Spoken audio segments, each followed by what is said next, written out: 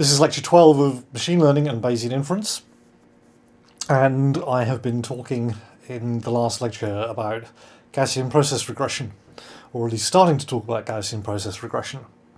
And today the aim is to finish talking about supervised learning for Gaussian process regression, and hopefully to start a little bit on the subject of unsupervised learning, using similar kinds of probabilistic techniques to the ones that we've been using so far, but just adapted to a different scenario. So, just to recap, I left you at the end of the last lecture with a request to consider quite carefully that final slide. The final slide looks at essentially interpreting the definition of a Gaussian process. And I had, in the penultimate slide, just shown you 4 samples from a Gaussian process, okay, which you can think of as a probability density on functions. Each time you sample it, you get a function. Here, in this diagram, I have 4 functions sampled from a Gaussian process. And I gave you the definition, which is that any finite subset of the random variables that form this Gaussian process is itself jointly normal distributed. Okay, or as a joint Gaussian distribution. So you can take any finite number of these random variables forming these functions, and they'll have that probability density. Okay, so I hope you thought about that a little bit. It's going to be important, okay? And it's important for the following reason. We only ever have to consider a finite number of function values.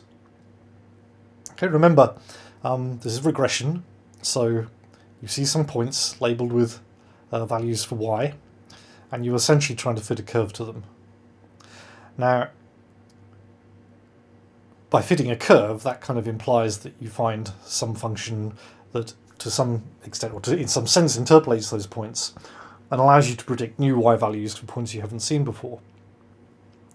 But presumably, you only have a finite number of points that you want to make a prediction for, okay? New points that weren't in the training set.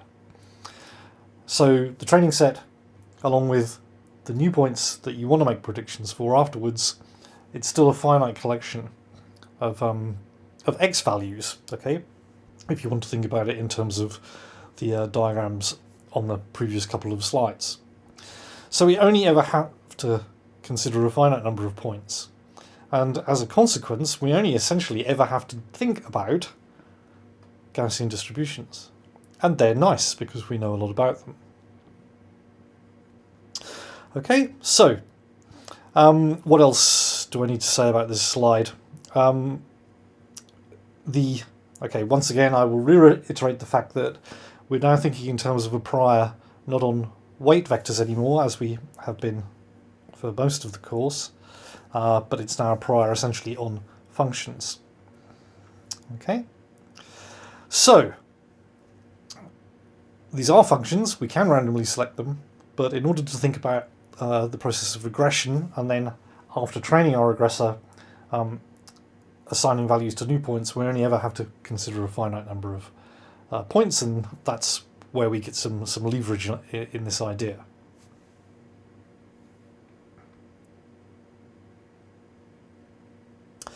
So,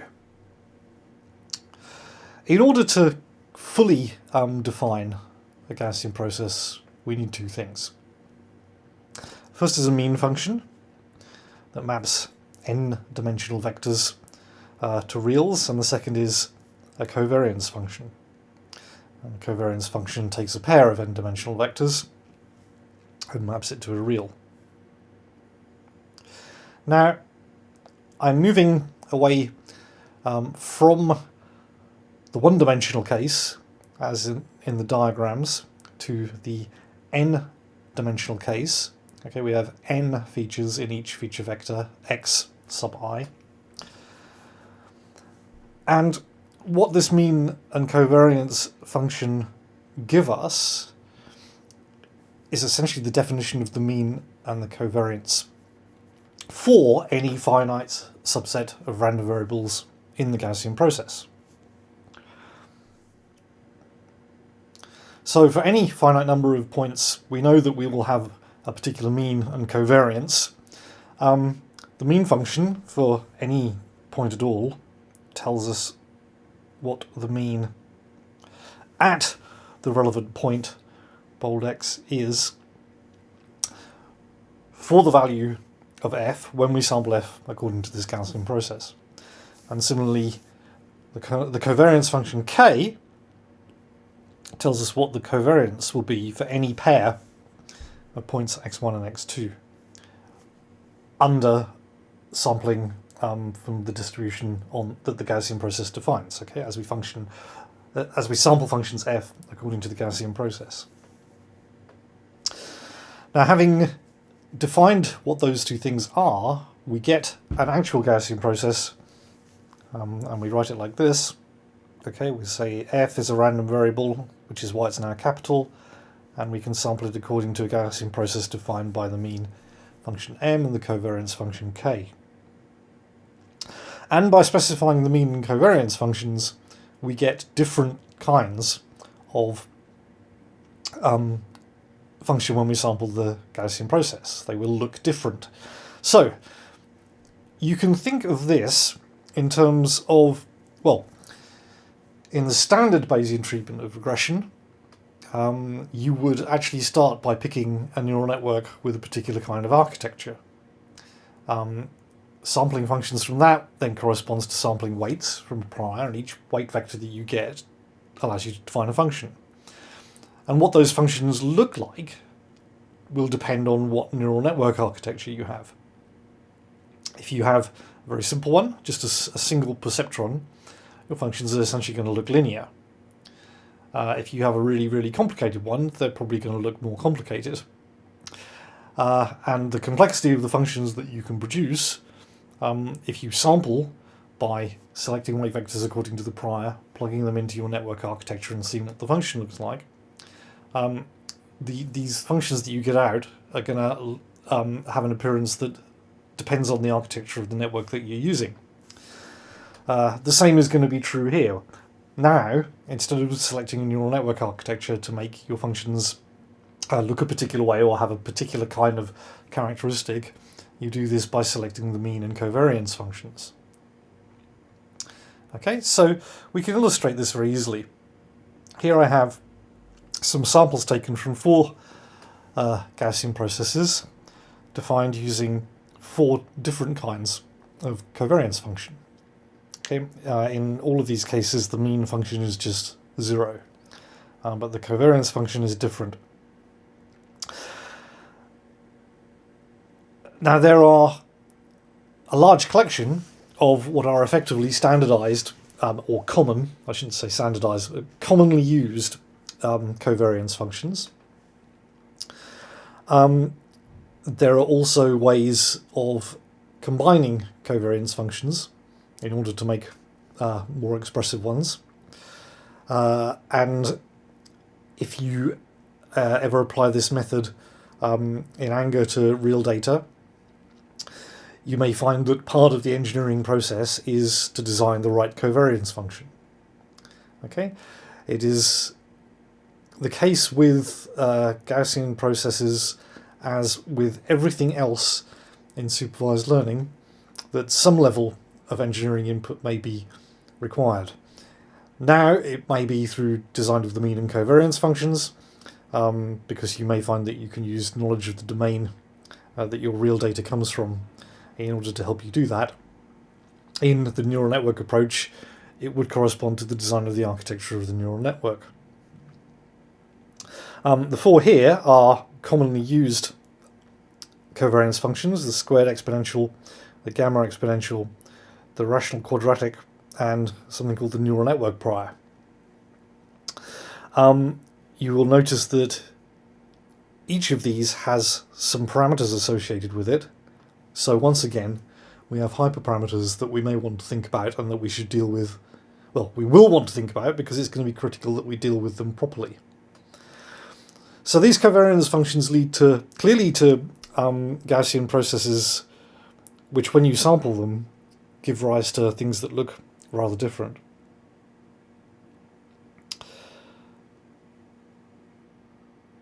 But also, varying the hyperparameters is going to have an effect on the characteristics of these functions. So I will provide you with the definitions for some commonly used covariance functions, but I don't have time really to talk about how one combines them. The take-home message from these lectures should be the underlying technology in terms of how these things work, how they're set up, and how you can do inference with them. So this is just a short list of some commonly used covariance functions. Okay, and hopefully these are self-explanatory. Each is a function involving two vectors of n dimensions, and we use these according to what kinds of characteristics we want to have reflected in the functions that we sample. So where does this leave us? Okay, we have a way of setting up a probability density on functions, and if we sample from it, then depending on how the mean and covariance functions have been chosen and how their hyperparameters have been chosen, we'll get functions of a particular kind of with particular characteristics. The real question, though, is if you now have training data, how do you use it within this context to allow you to make predictions for new points that aren't included in the training set? Well, this turns out to be very elegant indeed. I've probably mentioned that before. I like Gaussian processes. They just seem like a really nicely conceived method. So let's say we have some training data. Okay, nothing new here. We have m training examples. Okay, that as usual look like this. We'll deal with adding some noise in a minute. Okay, but f you now think of as being something that's a GP, that's a sample according to a GP. Now we're continuing with the assumption that the feature vectors in the training set, and also the feature vectors that we're going to want to make predictions for in the future, are fixed, they're not random variables. So that's a finite set of points. Okay? Therefore, the probability distribution for the function values, when we're sampling according to the GP, is jointly Gaussian distributed, and because we know the mean function and the covariance function, we know what this probability density is. Okay? We know that the probability of these y values, because they correspond to a finite number of points, okay, the x sub i's in the training set, must be jointly normally distributed because it's a Gaussian process, and the mean function tells us the resulting m-dimensional mean, and the covariance function tells us what the corresponding covariance is, in this instance via what's generally referred to as the Gram matrix. And the covariance that we need is now given by the Gram matrix, and it's constructed just by taking pairs of points and using the covariance function in order to get the corresponding value for the covariance. Okay, so again, let's just recap very quickly there. What have we got? We've got m points in the training set, or m feature vectors in the training set. That's a finite collection. Because it's a finite collection and we're talking about a Gaussian process, it must be jointly Gaussian distributed, and we just get its mean and its covariance using the mean function and the covariance function. Now, note 1 here says this is not the probability of y given f. Okay, this is purely a probability of y. We're going to completely remove the need for integration. None of that is actually going to come up. We are in a moment going to compute a conditional probability, but we're going to do it directly without the need for the kind of integration that was done in the more standard Bayesian regression case. The other note here just says that from now on, I'm going to assume that the mean function is just 0. It's straightforward to put the mean function back in. You can do it if you wish as an exercise, but it's a lot less cluttered in terms of presentation if I just assume, for the purposes of the next few slides, that the mean function is 0. So the next thing we need is to add some noise to our model of the data, okay, in exactly the same way as we've been doing all along. Once again, we'll make it Gaussian noise. So this is exactly the same idea for adding noise to the data as we've been using right from the very outset. We're just adding zero mean noise epsilon of some defined variance to our y values as they're generated. Now, that's not going to cause us much concern because we're just adding Gaussian noise to something that we've just established is jointly Gaussian distributed. And we'll make the usual assumption that everything is independent and identically distributed. And we'll make the usual, I think, wise assumption that the noise is independent of everything else. So that means that the covariance of y after the noise is added has just been modified because we've added one Gaussian distributed thing to another Gaussian distributed thing, and that gives us a Gaussian distributed thing. And the means of the noise are 0 and the means of the actual process is 0 because I'm making that assumption for now. And the covariance says add 2. So once we've added the noise, we simply have this expression for the probability density of the values on y for the y's in the training set. Okay? So all I've done on this slide is to deal with adding zero mean noise to the y values. The noise has variance of sigma squared. Okay, the noise samples are independent, so covariance between the noise samples always comes out as 0, and the variance from the noise samples is sigma squared, and hence the additional covariance matrix term is just sigma squared times the identity matrix. Now the only thing that's really left here is that we want to be able to predict y values for new points. So how does this work? Well, we can easily write down the joint distribution for the labels in the training set and the label that we should apply to a new point x prime. Okay, let's say we have this new point x prime that's not in the training set and we want to predict a y value for it. The potential predicted y value is y prime, and we can follow exactly the same development again because all we've done is added one more y value. Okay, we've just gone from the probability of bold y to this,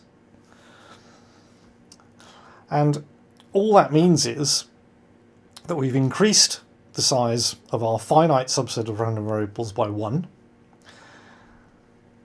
Now the mean is 0 for everything, so that hasn't changed, And the covariance matrix, or the gram matrix in this case, goes from m by m to m plus 1 by m plus 1. And all we've done is add some new values to it. And we can write the new gram matrix like this, and notice that the main block is exactly as it was before. Okay. Again, I'm just carrying through exactly the same argument as in the previous couple of slides. The two extra elements that end up in the gram matrix now are just the covariance between the things in the training set and the new vector, and the covariance between the new training point and itself.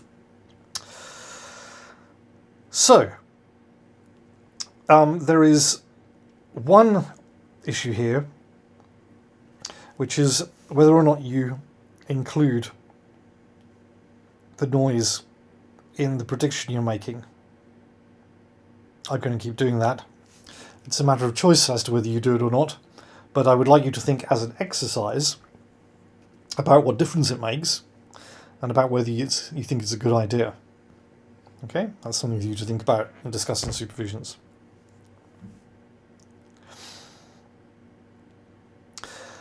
Now, this is important, okay?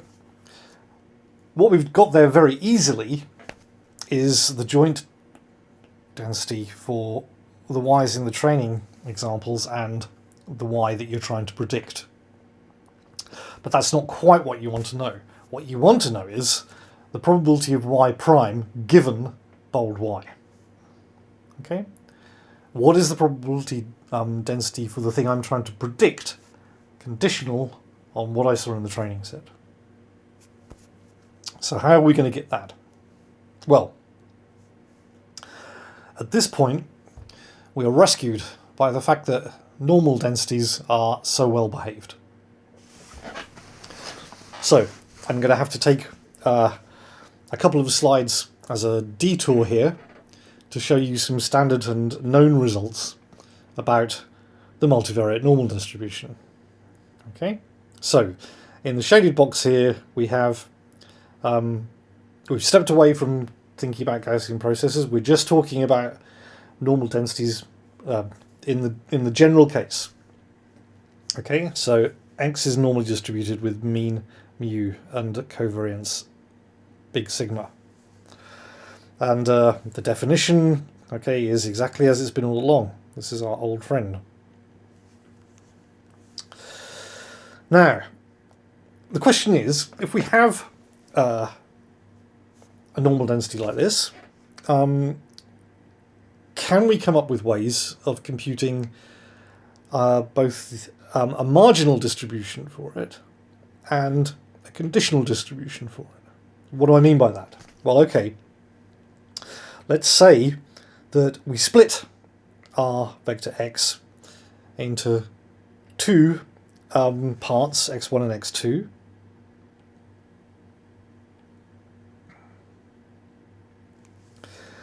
We can ask what the marginal distribution of just the probability of x1 looks like, and we can ask what the conditional distribution, probability of x1 given x2, looks like. And in order to do this, it turns out that in order to write down the solutions to these, we need to split the mean and covariance in a similar way. Okay, so mu1 and mu2 have dimensions corresponding to x1 and x2, and then the covariance matrix is split into 4 blocks in a similar way. Okay, so the dimensions of sigma 1, 1, 1, 2, 2, 1 and 2, 2 correspond to the dimensions of x1 and x2 in the obvious manner. Now, in order to write down these standard results, we also need to define the precision matrix, which is just the inverse of the covariance matrix. And divide that up into a block structure in exactly the same way. Okay, so that's what we have here. All right, there's nothing new here. Okay, all I've got is the normal distribution, as usual, is defined using the mean and covariance. The precision matrix is just the inverse of the covariance matrix. And we're interested in marginals and conditional distributions, so we're splitting X into two parts, and everything else splits according to the same relative dimensions.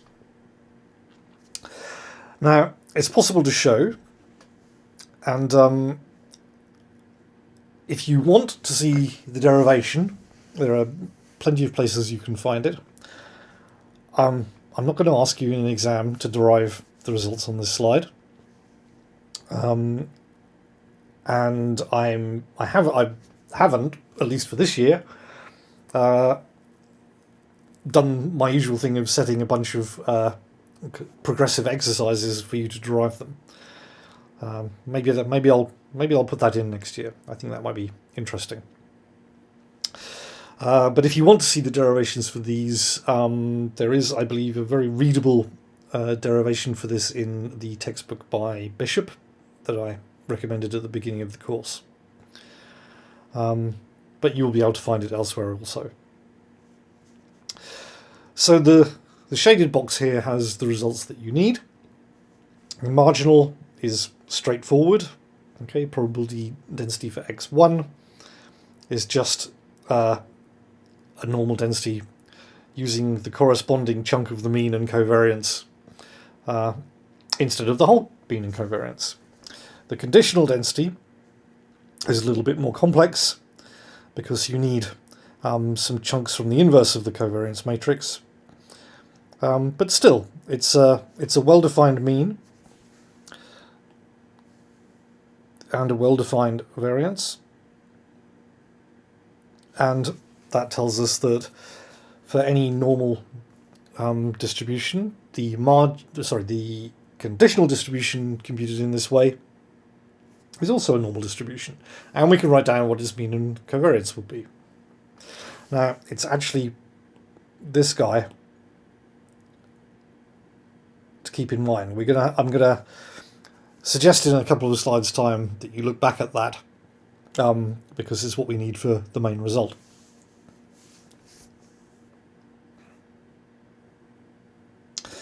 Now, I also need to say something about how you actually move between covariance matrix and precision matrix, because in practice, in working these things out, you need to be able to do that as well.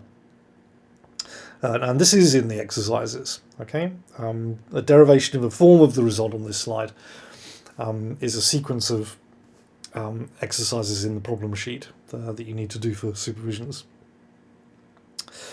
So, writing the covariance matrix again using this block structure, you can get a set of equations that tell you what the blocks are for the precision matrix. And essentially the reason that this is nice is that instead of computing them by inverting the entire covariance matrix, here you only have to invert the blocks from the covariance matrix. Okay, and these are generally going to be smaller. An inverse is a reasonably expensive computational procedure. So if you can get this by inverting just bits of the block structure rather than the whole thing, then you're onto a winner. Okay, so those are standard results. One to get marginals and conditionals out of a normal density, and one for inverting the covariance matrix. And getting some of the raw material that you need for this important result.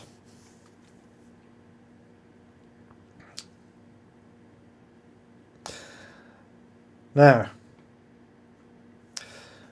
where had we got to? Well, what we'd said was that the joint density for y that you're trying to predict, and the y's in the training set, is a normal distribution. What we want, however, isn't quite the same. What we want is the conditional distribution p of y prime given y. We now know how to get it, because we know how to compute the conditional distribution for a normal distribution. And it comes out essentially directly, because we want this, we've got this, and we've just seen the inverse formula for a block matrix and the formula for obtaining a conditional from a joint Gaussian. And using those two, you can just plug things together. And this is an exercise. In fact, it's a straightforward one, because all you're doing is applying these standard results that you've just seen. And you get an expression for the thing you want to know. And at this point, you should sit back and admire this, because it shows you something that looks very much like the outcome that we got when doing an approximation in the standard Bayesian regression case. But this isn't an approximation. This is an exact result. Okay? When we looked at this in the standard case, we ended up with an approximation that said that this should be itself a Gaussian density with a mean that we could use to make predictions, and a variance that tells us how certain we are. And what do we have here? Well, we have a Gaussian density with a mean that we can use to make predictions, and a variance that tells us how certain we are. It's just that now this is an exact result, and the interpretation is exactly the same as it was before. And in fact, as an illustration here, this is the same training data in all four examples. It is using the same Gaussian processes that I used earlier to demonstrate the differences in the appearance of the functions for different covariance functions. I've applied precisely this in order to do my training, okay, because finding these mean and variance expressions now corresponds to the training process. And I've plotted the mean as the solid blue line and the variance as the dotted blue line for these different possibilities. And you can see that indeed using different Gaussian processes leads to different characteristics in the function that you learn, and in terms of the level of uncertainty that you get. And we shouldn't be surprised at that, because the choice of the covariance function now has a direct effect on the kinds of function that we can infer here.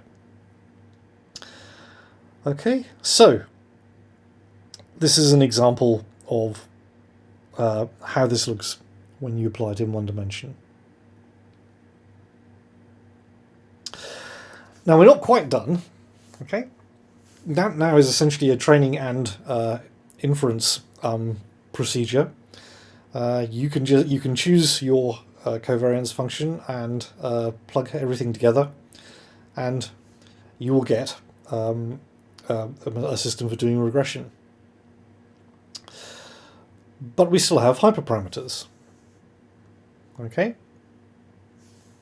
so the hyperparameters now are things like the noise variance, sigma squared, and any parameters that are associated with the covariance function. Okay, and if we look back at some of these covariance functions, we will find assorted parameters associated with them. Okay, in the polynomial one we have k, In the exponential we have L, in the squared exponential we have L, in the gamma exponential we have L, and also gamma. Okay, in the rational quadratic we have alpha and L, and in the exponential, well, we have an entire matrix involved. Okay, now I probably should not have written that as sigma because it's not the covariance matrix. It's another matrix, this time involving hyperparameters in its own right. So, we potentially have a lot of hyperparameters that we might want to choose. But the nice thing with Gaussian process regression is that we also get an exact expression for the marginal likelihood. And in fact, we've already seen it. Why is that? Well, let's now write the hyperparameters p in their own vector. And what we've just written, if we include that in all the relevant expressions as an extra bunch of parameters, is this, okay? I've just added p on the conditioning side. And once again, these aren't random variables, they're parameters. The marginal likelihood, okay, and this is exactly analogous to when I spoke about it using the standard approach to Bayesian regression, is the denominator here. Okay, and type 2 maximum likelihood involves maximizing that with respect to p. But we've already seen it. It's the first thing that was derived. Okay, it's the probability of the y's for the training set. Okay, now it's just dependent on p as well. But we've already derived that, and it's this expression. Okay. So now we can use that in order to try to choose hyperparameters, because, well, let's just take its log, which is a common thing to do because it tends to simplify the form of these things. Okay, we get this expression for the log likelihood, and it's exact again. Okay, so now we can use this as potentially an alternative to cross-validation.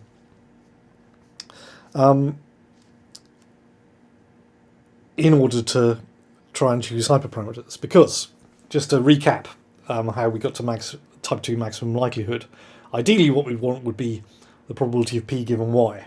Okay, what's the probability of the parameters conditional on the training data you've seen? But that then means we have to think in terms of having a prior on the hyperparameters. So we just assume that that prior, whatever it corresponds to, is flat, so that it doesn't make too much difference. And that means we can, instead of maximising the probability of p given y, we can maximise the probability of y given p. So we can maximise this thing, and okay, then we're just into the realms of optimization. We have a function of p, okay, and we want to maximise the log marginal likelihood with respect to p. And from that perspective, this looks nice. It looks like something that we can differentiate. That means that we can potentially use any kind of gradient-based search that we like for finding good hyperparameters. Okay, so that's really come out in quite an elegant and useful way. Well, that's all I'm going to say about Gaussian processes. As I suggested at the beginning of the coverage of Gaussian processes, you can do this for classification as well. It is a little less neat in that, once again, we then have to resort to approximations. But it is entirely possible, and it actually gives you, in practice, a very effective collection of learning algorithms. But now I want to move on and talk about unsupervised learning. So we're kind of near the end of this lecture now, and as a result I may not get very far into unsupervised learning, but that's probably a good thing. We can just plant these ideas in your brain and let you think about them in preparation for the next one. the core idea here is to look at how you might do machine learning in a context where you have no labels. Now, given the amount I've said about learning from labeled data, that may sound a bit strange. However, the field is generally also known as clustering, and that maybe gives a good indication of why we can still do useful things. Now, we think in terms only of having, well, what would correspond to the x's, the feature vectors, in everything that I've spoken about up until now. So you are just seeing feature vectors, and you want to know if you can infer anything useful by looking at them. And this field essentially works by trying to work out whether those vectors in any sense cluster together into families of some kind. Okay? So, to use the time-honoured medical diagnosis example, you may see a whole bunch of feature vectors taken from patients, some of whom have a condition and some of whom don't. And you might want to try and infer by looking only at those feature vectors that perhaps they fall into two separate families because they cluster within their n-dimensional space in a couple of distinct clumps. Okay, that's one example of why you might want to do this kind of learning. Okay, and why it's called clustering, and why thinking about it in that way may be a good indication of why it's useful. Now I'm going to talk about two ways of doing this. Once again, there are a lot of ways of doing clustering, and I have time to give a proper treatment to two of them. So I'm going to show you a very simple and obvious way of doing it, and this is a very old algorithm called k-means clustering. But then I'm going to continue the ongoing theme of doing this in a probabilistic way, because we can still quite happily set up a model for the generation of clustered data. Okay, in such a way that we have a probability distribution for the data, and the data you get to see is modelled as being independent and identically distributed examples drawn from that data. Once we've got that, if the model has parameters, we can try and find good parameters using maximum likelihood, but it turns out that in this case that's a bit more challenging. So the key thing for the material that I'm going to talk about on unsupervised learning really is the expectation maximization, or EM algorithm, which gives us quite a general way of doing maximum likelihood estimation for problems where there are what we call latent variables. Okay. Now latent variables are something that we may be able to use to make an initially intractable problem more tractable, and in particular when we can do that, the EM algorithm can be something that's very helpful. Okay, but once again I'm getting ahead of myself. Let's look at this properly.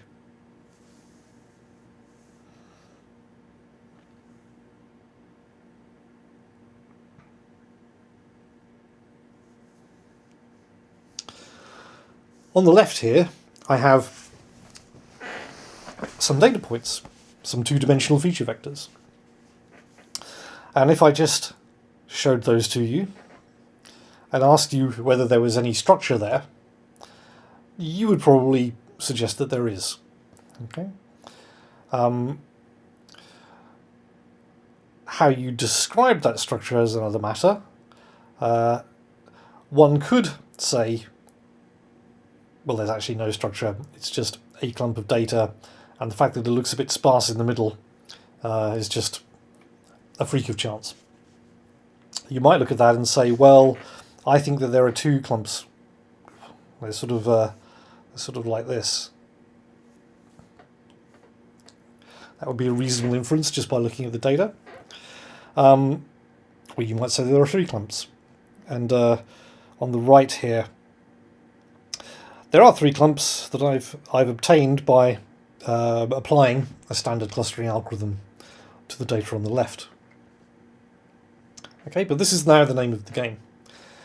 You get to see some unlabeled data, and you need to deduce whether there is structure in it and what you think that structure is. Now, here is an old and standard algorithm for doing so. And there's an important point to make here. This algorithm, and in fact the other approaches that I'm going to show you, depend on you first guessing or inferring in some manner how many clusters you think there are. Okay, how many populations do you think this data actually falls into? There are more advanced methods, in particular under the umbrella of non-parametric Bayesian inference, that allow you to infer the value of k, the number of clusters, from the data, as well as whatever other structure there is in the data. Okay, I regret hugely that I won't have time to tell you about non-parametric Bayes because it's fantastic stuff. And as usual, if you use this stuff in practice, you should definitely look into that. But for our purposes, we're going to assume that we can guess how many clusters it is that we're trying to identify.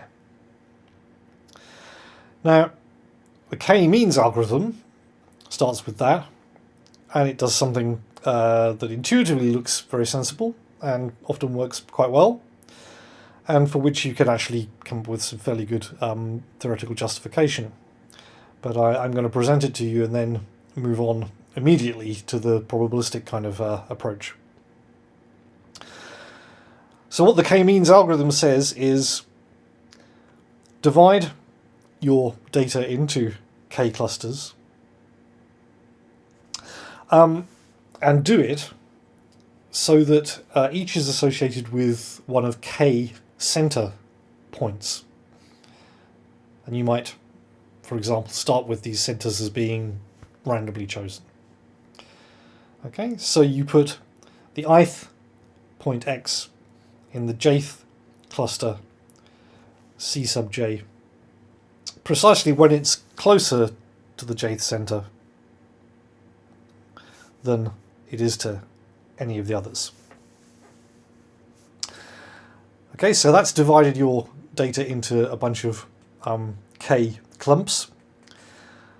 And the next thing you do is update the cluster centers so that the average of the points that are in the cluster, okay, which is what this says. And you iterate this, and you find quite often that it will fairly quickly converge to something. Okay, so here are 3 iterations using the same data as in the example that I started with, which is in fact data that was generated in 3 clusters.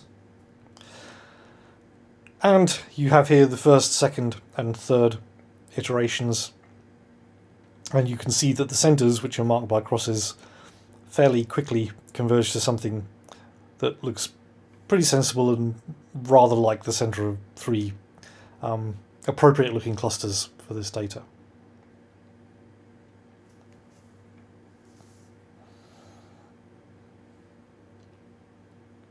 Now that's quite a good place to stop. In the next lecture, I will put aside the intuitively nice algorithm of k-means clustering and look at how we can now approach this by putting it within probabilistic framework and talking about estimating the centers and the shapes for the clusters in our data using a maximum likelihood based approach.